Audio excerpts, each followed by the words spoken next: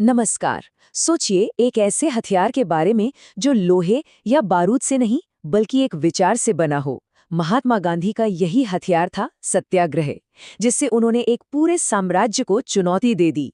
तो चलिए आज समझते हैं कि ये विचार इतना शक्तिशाली बना कैसे। एक साम्राज्य को बिना एक भी गोली चलाए कैसे हराया जा सकता है? ये सवाल ही अपने आप में एक नामुमकिन पहेली जैसा लगता है ना?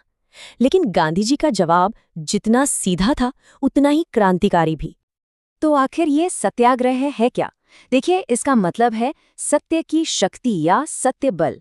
ये सिर्फ विरोध करने का कोई तरीका नहीं था, ये एक फलसफा था जो दो मजबूत पिलर्स पर खड़ा था, सत्य यानी सच और अहिंसा यानी बिना हिंसा के।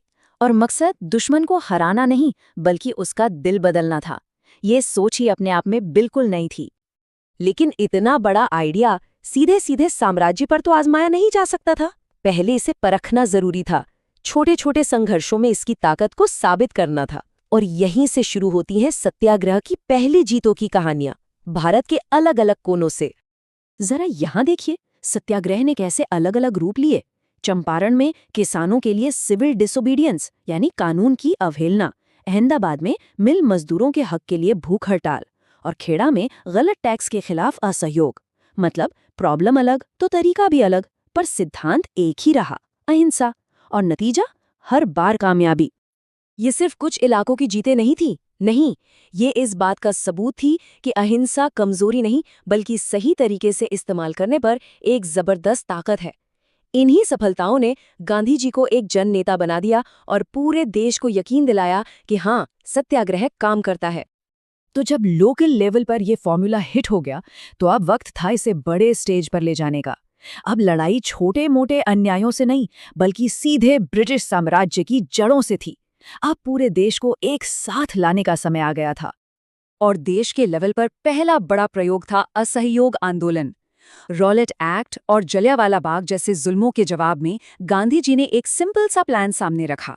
अंग्रेजों की बनाई हर चीज का बहिष्कार करो, उनके स्कूल, उनकी अदालतें, यहाँ तक कि उनके कपड़े भी, और उनकी जगह स्वदेशी अपनाओ। मकसद साफ था, बिना कोई हथियार उठाए ब्रिटिश राज की पूरी मशीनरी को ही ठप कर देना। लेकिन 1922 में चौरी चौरा में एक हिंसक घटना हुई और गांधी जी ने इतना बड़ा आंदोलन अचानक वापस ले लिया। क्यों? क्योंकि वहां हिंसा हुई और सत्याग्रह में हिंसा के लिए कोई जगह नहीं थी। ये दिखाता है कि उसूलों को लेकर वो कितने सख्त थे।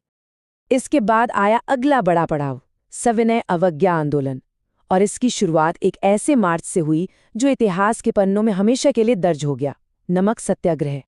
240 मील, ये सिर्फ एक नंबर नहीं है, ये उस पैदल यात्रा का पैमाना है जो दांडी तक की गई थी। नमक पर लगे एक अन्यायपूर्ण कानून के खिलाफ ये एक खामोश लेकिन बेहद ताकतवर विरोध था। इस आंदोलन की स्ट्रैटेजी देखिए, कितनी आसान लेकिन असरदार थी। पहला स्टेप, दांडी तक पैदल मार्च करो। दूसरा स्टेप, वहां पहुंचकर गैर कानूनी तरीके से नमक बनाओ और कानून तोड़ो। और तीसरा, इस एक काम से पूरे देश में कानून तोड़ने की एक लहर पैदा कर दो। सोचिए, नमक जैसी एक आम सी चीज को आजादी का सबसे बड़ा सिंबल बना दिया गया। और दांडी मार्च का असर हिंदुस्तान की सरहदों के पार चला गया। इसने दुनिया भर के अखबारों की सुर्खियां बटोरी, जिससे ब्रिटिश सरकार पर जबरदस्त इंटरनेशनल प्रेशर बना। और शायद उससे भी बड़ी बात ये हुई कि हजारों महिलाएं अपने घरों से निकलकर इस आंदोलन का हिस्सा बनी, जिससे आजादी की लड़ाई पहले से कहीं ज्यादा मजबूत हो गई। और अब हम पहुंचते हैं इस संघर्ष के आखिरी और सबसे निर्णायक दौर में। दुनिया में दूसरा विश्व युद्ध चल रहा था और भारत में अब आजादी की मांग और इंतजार नहीं कर सकती थी। ये आर या पार की लड़ाई का वक्त था। करो या मरो, ये गांधी जी का वो नारा था जिसने साफ कर दिया था कि अब पीछे हटने का कोई रास्ता नहीं बचा है। ये आंदोलन के लिए एक पॉइंट ऑफ नो रिटर्न था। भारत छोड़ो आंदोलन अंग्रेजों के लिए एक फाइनल कॉल था कि वो फौरन भारत छोड़ें। पूरे देश में जबरदस्त विरोध प्रदर्शन, हड़तालें और जुलूस हुए। ब्रिटिश सरकार ने नेताओं को गिरफ्तार करके आंदोलन को बेरहमी से कुचलने की कोशिश की, लेकिन इस आंदोलन ने एक बात शीशे की तरह साफ कर दी थी कि भारत पर ब्रिटिश राज अब और नहीं चल सकता।